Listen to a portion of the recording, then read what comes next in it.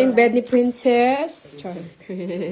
Since hindi pa kasi siya, ito lang muna kumot mo kasi hindi pa man malamig. Apo, yes. Okay? Good. So, ilagay na lang muna yung duvet sa, sa Yan yung closet. Yeah. Ito yung... Yeah. Yan siguro. Hindi, hindi naman natin. Ano mo natin? Tabi mo nga. Yan. Ipantay na. Yan. Tapos, yan. Ayun na, kasi ipukumot yun. And then, wait. Uya ba, uy.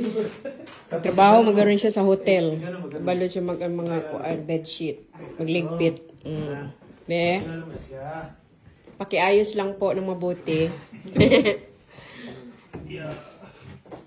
Okay. Para pag, ano niya, higa niya. Para pagtulog niya. And then, add my stuffed toys.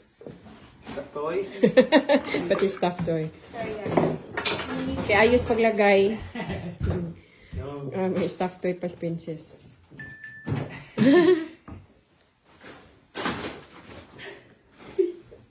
Hello, tita. Cute yung bed. May space man dito sa, or okay lang yan.